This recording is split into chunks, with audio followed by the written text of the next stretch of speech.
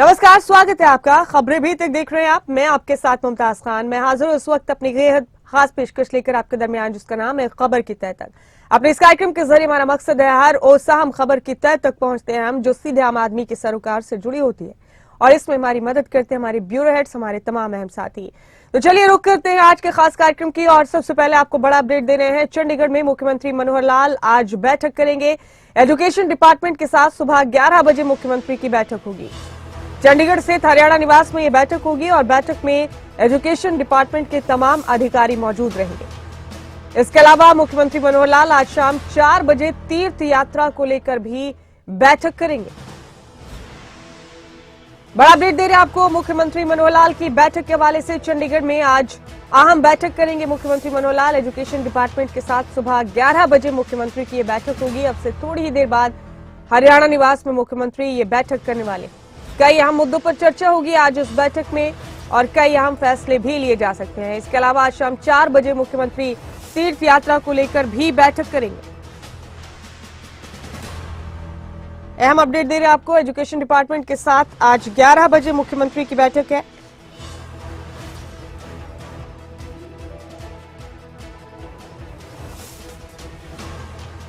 और शाम 4 बजे तीर्थ यात्रा को लेकर मुख्यमंत्री बैठक करने वाले। चंडीगढ़ में होगी ये बैठक। बड़ा अपडेट आपको दे रहे हैं, कई अहम मुद्दों पर चर्चा की जा सकती है।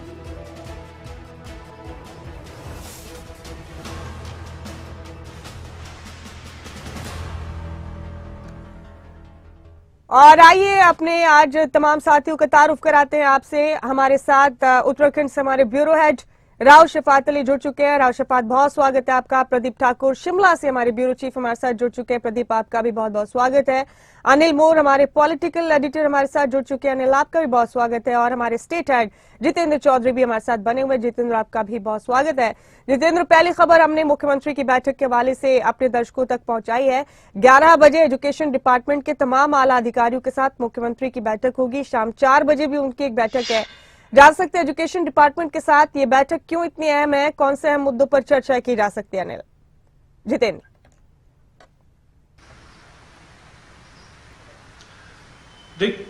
देखिए मुमताज, अगर हम बात करें मुख्यमंत्री मनोहर लाल के कार्यक्रम के बारे में भी जानकारी हम अपनी इस खास पेशकश खबर की तह तक के जरिए देते हैं। आज मुख्यमंत्री मनोहर लाल चंडीगढ़ में मौजूद है और चंडीगढ़ में 2 अहम बैठकें मुख्यमंत्री मनोहर लाल की तरफ से की जाएगी। पहली बैठक एजुकेशन डिपार्टमेंट के साथ सुबह 11 बजे, यानी अब से करीब 1 घंटे बाद जो है वो शुरू हो जाएगी। इस बैठक में जो एजुकेशन डिपार्टमेंट के तमाम आला अधिकारी हैं वो मौजूद रहने वाले हैं, और किस तरीके से एजुकेशन डिपार्टमेंट की जो कार्य है उनकी समीक्षा यहाँ पर की जाएगी, और आगे आने वाले कदमों को लेकर के भी जो बैठक के अंदर चर्चा है मुख्यमंत्री मनोहर लाल यहाँ पर करते हुए नजर आएंगे। साथ ही साथ एजुकेशन मिनिस्टर भी इस बैठक के अंदर मौजूद रह सकते हैं, और साथ ही एजुकेशन डिपार्टमेंट में किस तरीके की तब्दीलियों की आवश्यकता है और किस तरीके से कार्य किया जा रहा है, इसको लेकर के विशेष चर्चा जो है वो आला अधिकारियों के साथ मुख्यमंत्री मनोहर लाल की रहने वाली है। इसी के साथ अगर हम बात करें, आज शाम 4 बजे मुख्यमंत्री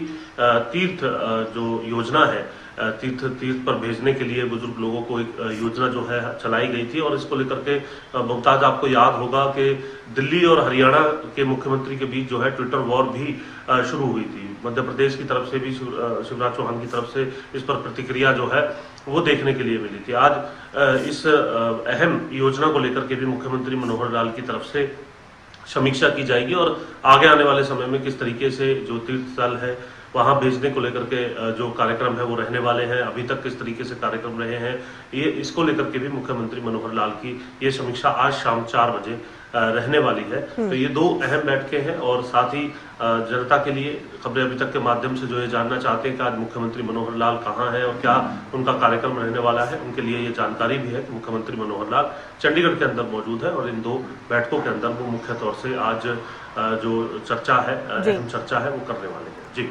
जाहिर है जितेंद्र, जनता के सरोकार से जुड़े होते हैं तमाम मामलात। मुख्यमंत्री किन बैठकों में कौन से अहम फैसले ले सकते हैं, ये तमाम चीजें जनता के फायदे और उनकी जानकारी के लिए बहुत अहम रोल अदा करती है। इसलिए हमारा मकसद इस कार्यक्रम के जरिए तमाम जानकारी भी हम आम करते हैं। बहुत शुक्रिया जितेंद्र आपका इस अहम खबर पर तमाम जानकारी हमारे दर्शकों तक पहुंचाने के लिए। इस बीच अगली अहम खबर का रुख करें हम हरियाणा में 372 आईओएस के सस्पेंशन के मामले में अहम अपडेट है।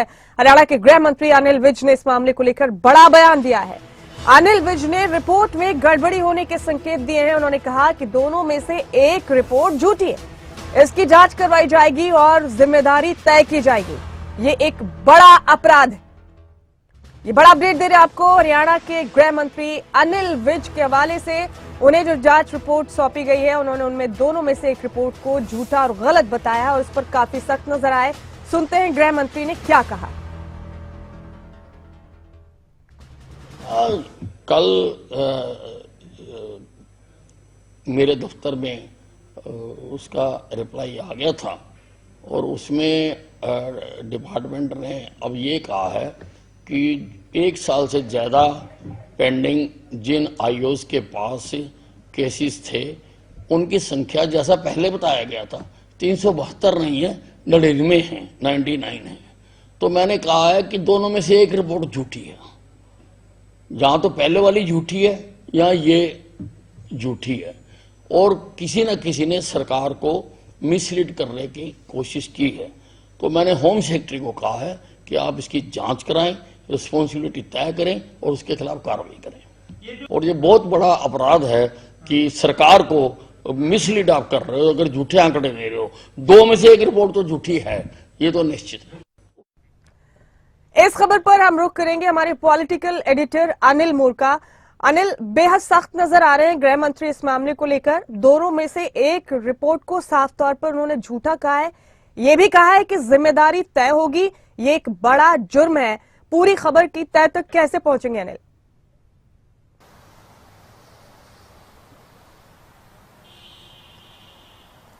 बिल्कुल, देखिए एक बड़ी बात है क्योंकि हरियाणा के गृह मंत्री अनिल विज की तरफ से पिछले दिनों एक बड़ी कार्रवाई की गई थी। प्रदेश भर में जो मामले, जिन आईओ के पास मामले 1 साल से लंबित हैं, उन सभी आईओ को अनिल विज की तरफ से सस्पेंड करने के आदेश दिए गए थे। कुल 372 के करीब जो ये मामले पेंडिंग बनते थे, तो एक बड़ी कार्रवाई कहीं ना कहीं अनिल विज की तरफ से की गई थी। फिर जिलों के जो तमाम एसपी थे, जो पुलिस कमिश्नर थे, उनको कहा गया था कि जिन जिन आईओ के मामले पेंडिंग हैं उनको सस्पेंड किया जाए। और जो जिला एसपी की तरफ से, कमिश्नर की तरफ से जो कार्रवाई की गई और जो कार्रवाई करने के बाद जो रिपोर्ट गृह मंत्री अनिल विज को भेजेगी, उसमें बताया गया है कि कुल 99 आईओ के ऊपर कार्रवाई बनते हैं, कुल 99 मामले पेंडिंग बनते हैं। अब कल जो एक बैठक हरियाणा के गृह मंत्री अनिल विज की तरफ से ली गई थी, जिसमें डीजीपी, गृह सचिव समेत जो आला पुलिस अधिकारी मौजूद थे, उसमें गृह मंत्री की तरफ से साफ तौर पर कहा गया कि पहले 372 का जो जानकारी दी गई थी, जो अनिल विज के पास पहुंची थी, अब पुलिस महकमे की तरफ से कहा गया कि कुल 99 मामले पेंडिंग बनते हैं। तो ऐसे में अनिल विज की तरफ से जो हरियाणा के गृह सचिव है, उनको जांच करने के आदेश दिए गए और गृह सचिव को कहा गया कि ये रिपोर्ट तैयार करके जल्दी से जल्दी भेजी जाए। क्योंकि अनिल विज का जो बयान हमने भी सुना, इसमें साफ तौर पर देखिए मुमताज, देखिए अगर थोड़ा बहुत गैप होता है, मान लीजिए 100 की संख्या 120 बनती है तो उसमें थोड़ा बहुत चल जाता है, लेकिन 99 और 372 में काफी फर्क। और गृह मंत्री यही कह रहे हैं कि पहले 372 की रिपोर्ट आती है, अब 99 की रिपोर्ट आती है, तो कहना कि एक बड़ा गैप दोनों में। ऐसे में जो भी मिसलीड की गई है, जो भी ये रिपोर्ट भेजी गई, या तो पहले की रिपोर्ट गलत बनती है जिसमें 372 की जानकारी दी गई थी, या फिर जो रिपोर्ट दी गई है 99 आईओ को लेकर, जो पेंडिंग मामलों को लेकर, या ये रिपोर्ट गलत है। इसी को लेकर गृह मंत्री की तरफ से गृह सचिव को कहा गया कि जांच कीजिए। इसके अलावा जो कल बैठक हुई थी मुमताज, जिसमें कई और बड़ी बातें हुई थी। एक बड़ी बात ये थी कानून व्यवस्था को लेकर। कानून व्यवस्था को लेकर गृह मंत्री ने कहा कि अब हर महीने के जो दूसरा मंगलवार है, हर महीने के दूसरे मंगलवार को जो पुलिस की एक बड़ी बैठक हुआ करेगी, जिसमें कहने कानून व्यवस्था समेत जो कानून व्यवस्था से जुड़े तमाम पहलू उन पर चर्चा की जाएगी। कल गृह मंत्री ने यह भी कहा है डीजीपी को, गृह सचिव को, कि जो भी बड़े अपराध है, जिनके ऊपर 10, 20, 30, 40, 50 इस तरीके से मामले दर्ज है, उन बड़े अपराधियों की कहीं ना कहीं एक लिस्ट बनाकर सौंपी जाए, ताकि उस तरीके से उनके ऊपर शिकंजा कसा जाए। वही एक सवाल हमेशा ये रहता है कि मुमताज की जो पुलिस और पब्लिक में डीलिंग होनी चाहिए, जो कोऑर्डिनेशन होना चाहिए, पुलिस का व्यवहार आम लोगों के प्रति जो होना चाहिए, उतना अच्छा नहीं होता। ऐसे में एक समन्वय बेहतर हो पब्लिक और पुलिस के बीच। अब हर महीने के आखिरी सोमवार को जो जिलों के एसपी है, लोगों से बातचीत करेंगे, उनके साथ बैठेंगे, ताकि एक जो समन्वय है, कोऑर्डिनेशन है, और ज्यादा बेहतर हो सके। सही कहा अनिल आपने। इस कोऑर्डिनेशन के लिए ये एक पहल तो अच्छी है, लेकिन काफी सख्त नजर आ रहे हैं गृह मंत्री अनिल विज इस पूरे मामले को लेकर। और जाहिर है ये ऑफेंड तो बनता है अगर दोनों में से एक रिपोर्ट को लेकर इतनी ना इत्तेफाकी है। आपने भी जिक्र किया कि डेटा का जो गैप है वो काफी बड़ा है, ये जो मार्जिन है, अंतर है दोनों रिपोर्ट्स में, ये काफी बड़ा है, इसलिए नोटिसेबल है ये चीज, और इसीलिए गृह मंत्री का सख्त होना इस पर बनता भी है। अनिल, क्या लगता है, अगर उनके इस पूरे मामले में गृह मंत्री को इन रिपोर्ट्स में वाकई गड़बड़ी की जानकारी सामने आई तो और ज्यादा सख्ती वो दिखा सकते हैं?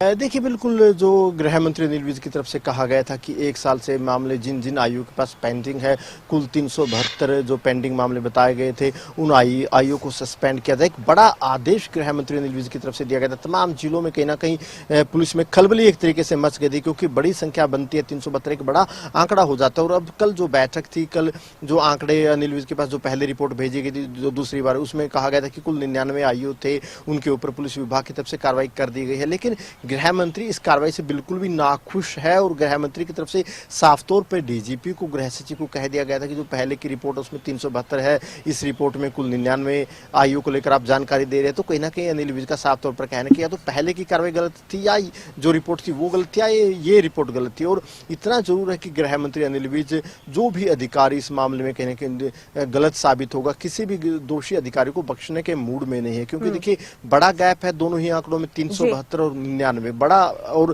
कहीं ना कहीं गृह मंत्री को यह भी लगता है कि जब उनकी तरफ से सभी आईओ को सस्पेंड करने का आदेश दे दिए गए थे पुलिस विभाग की तरफ से, उस कार्रवाई को पूर्ण तौर पर अमल में क्यों नहीं लाया गया। और कहीं ना कहीं गृह मंत्री का मानना है कि अब जो पुलिस की तरफ से जो 99 आईओ को सस्पेंड किया गया, जिन जिन पेंडिंग मामलों में कार्रवाई की गई है, तो कहीं ना कहीं पुलिस ने जिस तरीके से गृह मंत्री के आदेशों को अमल में लाना चाहिए था, पुलिस के आला अधिकारियों ने उस कार्रवाई को उस तरीके से अमल में नहीं लाया। तो ऐसे में गृह मंत्री ने और ज्यादा सख्त रुख अपनाया है, और साफ तौर पर गृह सचिव को कहा है कि दोनों ही मामलों की जांच की जाए। बिल्कुल अनिल, आप देखते हैं अगर वाकई बड़ी गड़बड़ी इस मामले में निकली तो आगे गृह मंत्री का रुख क्या होगा, ये देखने वाली बात होगी। बेहद शुक्रिया अनिल आपका इस खबर की तह तक पहुंचने के लिए, बहुत शुक्रिया। और इस बीच हम रुख करेंगे उत्तराखंड का। यहाँ उत्तरकाशी सिलक्यारा टनल हादसे का 11वां दिन है, और टनल में फंसी 41 जिंदगियों को बचाने की कोशिश लगातार जारी है। श्रमिकों को निकालने के लिए वर्टिकल ड्रिलिंग के लिए जगह की निशानदेही की गई है। आज का दिन इस लिहाज से बेहद खास है, रेस्क्यू ऑपरेशन की तस्वीर आज साफ हो जाएगी। अगले 48 घंटे में रेस्क्यू ऑपरेशन पूरा हो सकता है, एक्सपर्ट्स का यह भी कहना है। अगर सब कुछ ठीक रहा तो वीरवार को टनल से बाहर आ सकते हैं यहाँ फंसे मजदूर। सुरंग में 8 राज्यों के 41 श्रमिक फंसे हैं। मुख्यमंत्री पुष्कर सिंह धामी आज फिर सिलक्यारा जाएंगे, रेस्क्यू ऑपरेशन का जायजा लेंगे मुख्यमंत्री। प्रधानमंत्री को भी लगातार सीएम रेस्क्यू ऑपरेशन की जानकारी पहुंचा रहे हैं।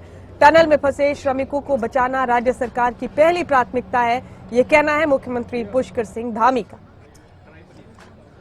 तो 4 तस्वीरें देखिए आप अपने टीवी स्क्रीन पर। रेस्क्यू ऑपरेशन लगातार जारी है, इस बीच श्रमिकों को खाना भी पहुंचाया गया है। रेस्क्यू के लिए दूसरी तमाम मशीनें भी पहुंच गई हैं, और अब वर्टिकल ड्रिलिंग के लिए जगह की निशानदेही भी कर ली गई है।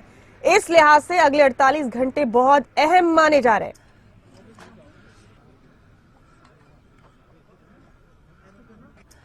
राव शफात अली हमारे ब्यूरो हेड उत्तराखंड से हमारे साथ इस खबर पर बने हुए हैं। राव शफात, जब से ये हादसा हुआ है उत्तरकाशी के सिलक्यारा टनल में, तब से लेकर अब तक लगातार आपके जरिए हम तमाम अपडेट अपने दर्शकों तक पहुंचा रहे हैं। आज का दिन बड़ी और नई उम्मीदें लेकर आया है। बहुत मुमकिन है कि वर्टिकल ड्रिलिंग के जरिए मजदूरों को, श्रमिकों को बाहर निकाल लिया जाए, और इस लिहाज से अगले 48 घंटे बेहद अहम है। कैसे की जाएगी वर्टिकल ड्रिलिंग, उसके लिए जगह की निशानदेही भी कर ली गई है। क्या कुछ चल रहा है राव शफात अली? इन तमाम सवालों के जवाब हमारे दर्शक आपसे जानने के लिए मुंतजिर हैं। राव शफात। मुमताज, देखिए उम्मीदें जगी हैं अब, जिस तरीके से जिस पॉइंट्स पर अब रेस्क्यू किया जा रहा है, तो बहुत जल्द उम्मीद है कि जो भी कर्मिक अंदर फंसे हैं उनको बाहर निकाल लिया जाएगा। वर्टिकल ड्रिलिंग भी चल रही है, हॉरिजॉन्टल ड्रिलिंग भी चल रही है, क्योंकि सबसे पहले हॉरिजॉन्टल ड्रिलिंग ही की जा रही थी, जो आगर मशीन थी, जहां से केनाल को बनाया जा रहा था, जहां से सुरंग को बनाया जा रहा था, टनल के करीब 20 मीटर अंदर तक हॉरिजॉन्टल ड्रिलिंग की जा चुकी थी। 900 mm का उसमें पाइप डाला गया, लेकिन अब उसमें थोड़ा सा चेंज किया गया है। 900 mm के बीच में अब 800 mm का पाइप डाला गया है। तो ये बड़ी उपलब्धि है कि 20 से 25 मीटर तक ये पाइप जा चुका है। दूसरा, क्योंकि एक ही जगह से अभी रेस्क्यू चल रहा था, तो अलग अलग जो टीम थी, इंटरनेशनल एक्सपर्ट थे रेस्क्यू के, उन सब से सुझाव लिए गए थे। तो अब 5 पॉइंट्स ऐसे चिन्हित किए गए हैं जहां से रेस्क्यू इस वक्त चल रहा है। क्योंकि जो टनल बनी हुई है उसके ठीक ऊपर का जो हिस्सा है, हालांकि देखिए पहाड़ है, मलबा है, पेड़ है, लेकिन उसके ऊपर के हिस्से पर भी कुछ एक्सपर्ट्स ने कहा था कि यहाँ से वर्टिकल ड्रिलिंग करके नीचे जाया जा सकता है, पाइप और रेस्क्यू किया जा सकता है। तो जो हैवी इक्विपमेंट मशीनें थी उनको ले जाना बहुत मुश्किल था। उससे पहले सड़क बनाना था और सड़क बनाना भी बहुत मुश्किल था, चुनौतीपूर्ण था, क्योंकि पहाड़ का इलाका है।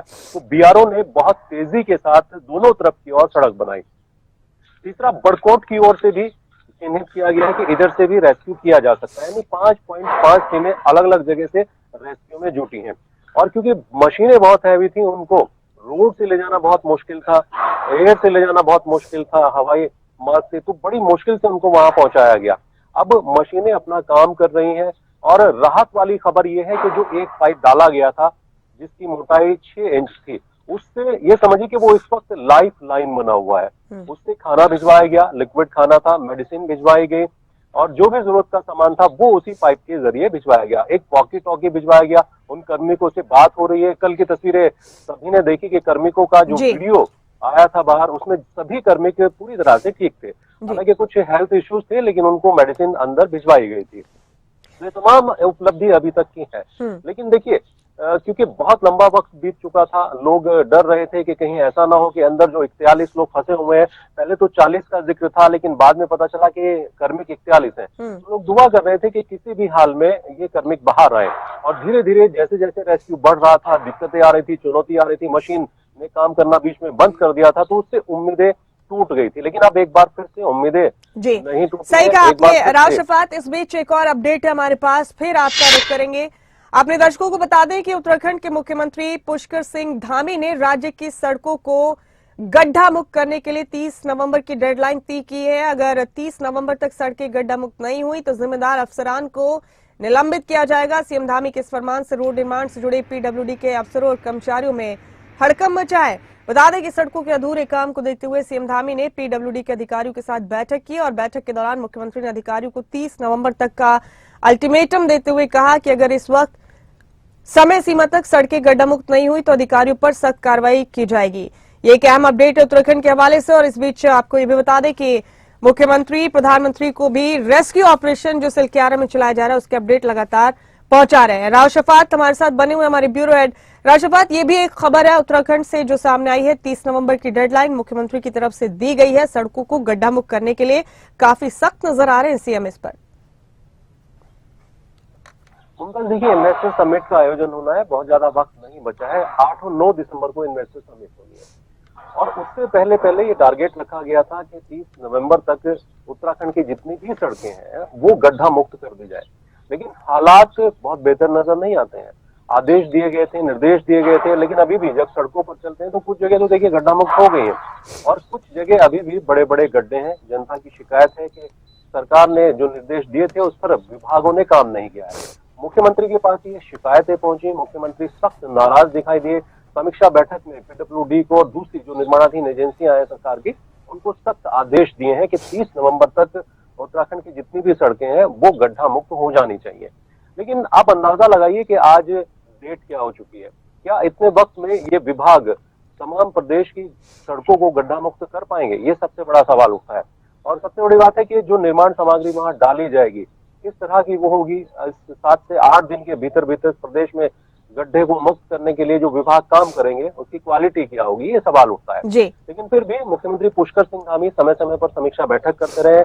कल भी, आज भी उन्होंने ये सख्त निर्देश दिए हैं कि अगर गड्ढा मुक्त सड़कें नहीं होती हैं तो संबंधित विभाग के जो अधिकारी हैं, कर्मचारी हैं, उनके ऊपर सख्त विभागीय कार्रवाई की जाएगी। जी ठीक है राव शफात, आपका बहुत बहुत शुक्रिया इन दोनों अहम खबरों की तह तक पहुंचने के लिए।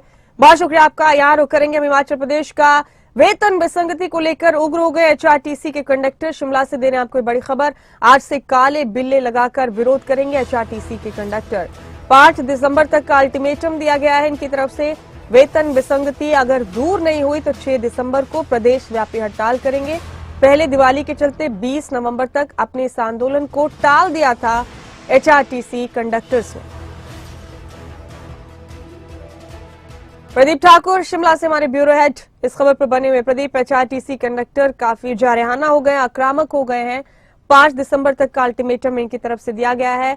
अगर सैलरी के डिफरेंसेस को, वेतन की विसंगति को दूर नहीं किया गया तो फिर प्रदेशव्यापी हड़ताल की इन्होंने एक तरह से धमकी दी है, थ्रेट किया है। पूरा मामला क्या है प्रदीप?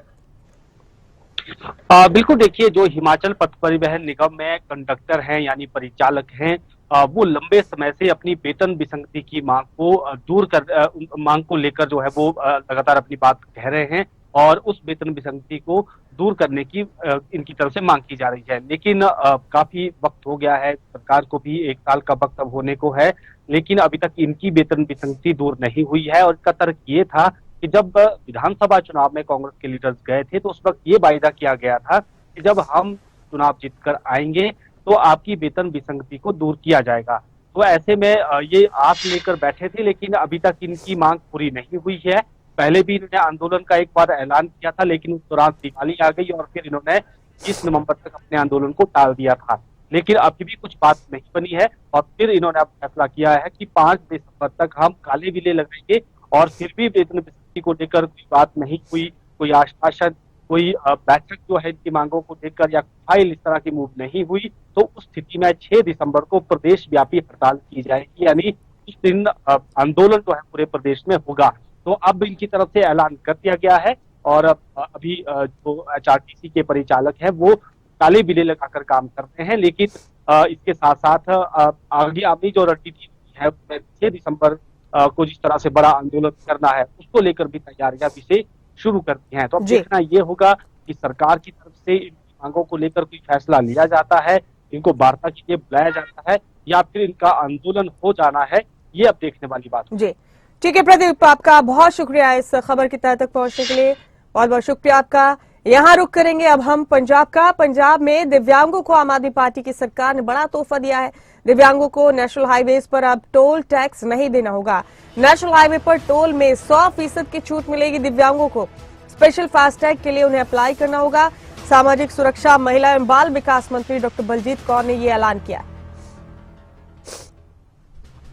बड़ा अपडेट दे रहे हैं आपको पंजाब के हवाले से। अब दिव्यांगों को पंजाब में टोल टैक्स नहीं देना होगा। इस वक्त की बड़ी खबर दे रहे हैं आपको, इसके लिए स्पेशल फास्टैग बनाया जाएगा। और हमारे साथ हरसिमरत पॉल मेरे साथी इस खबर पर बनी हुई है। हरसिमरत, खुशखबरी आई है पंजाब सरकार की तरफ से पंजाब के दिव्यांगों के लिए, अब उन्हें टोल टैक्स नहीं देना होगा, 100% की छूट दी गई है। पूरी खबर क्या है हरसिमरत? जी बिल्कुल, आपको बता दें कि पंजाब में जो दिव्यांगजन हैं अब वो अपना जो सफ़र है वो टैक्स रहित कर पाएंगे, टोल टैक्स उनको नहीं देना होगा। इसकी जो अनाउंसमेंट है वो पंजाब सरकार की तरफ से की गई है। साथ ही सामाजिक सुरक्षा, बाल महिला विकास मंत्री बलजीत कौर ने इसके बारे में ज़्यादा जानकारी दी है। उनका कहना है कि इसके लिए स्पेशल जो टोल टैक्स के लिए फास्टैग लगाए जाते हैं वो लगवाने पड़ेंगे। इसके लिए दिव्यांगजन जो हैं वो अपना सर्टिफिकेट अपलोड कर सकते हैं जो कि फास्टैग की जो साइट है उसके ऊपर, और साथ ही साथ फास्टैग जो इसके लिए स्पेशल बनाए गए हैं उनको भी अपने व्हीकल पर लगाना जरूरी होगा। और एक खुशखबरी उसमें यह भी है कि जो पुराने व्हीकल हैं, यानी कि दिव्यांगजन अगर कोई पुराना व्हीकल इस्तेमाल कर रहे हैं, काफी समय से व्हीकल इस्तेमाल कर रहे हैं, तो ये फास्टैग जो है उन पर भी काम करेगा। सिर्फ व्हीकल का जो रजिस्ट्रेशन है वो फास्टैग के कंपनी के साथ मिलकर करवाना होगा। इसके लिए ऑनलाइन वेबसाइट्स भी जारी किए गए हैं, साथ ही साथ नंबर भी दिए गए हैं। इसके बारे में जो जानकारी है वो दी गई है पंजाब के मंत्री के द्वारा। और इनका कहना है कि अब दिव्यांगों का जो सफर है वो और भी ज्यादा सुगम हो जाएगा, क्योंकि कहीं पर भी उनका जो टोल है वो नहीं लग पाएगा। पहले ही बहुत सारी मुश्किलें जो हैं वो दिव्यांगजन फेस करते हैं, और ऐसे में अगर सफर जो है वो उनका शांतमय और सुरक्षित तरीके से निकलेगा, टोल उनको नहीं देना पड़ेगा, तो शायद कहीं ना कहीं उनकी आर्थिकता में भी एक नया कदम जो है वो साबित हो सकता है कि उनको थोड़ी आर्थिक मदद जो है इससे वो भी होगी। ठीक है हरसिमरत, आपने मुझे सहल हो गई मंजिलें, तेरा हाथ जो मेरे हाथ में आ गया। बहुत शुक्रिया आपका इस अहम जानकारी के लिए और इस खुशखबरी के लिए, बहुत बहुत शुक्रिया। इसी के साथ हमारे आज के खास कार्यक्रम खबर की तह तक में फिलहाल इतना ही। अपने तमाम साथियों का शुक्रिया अदा करती हूँ, तमाम अहम खबरों की तह तक पहुंचे, बहुत शुक्रिया आप सभी का।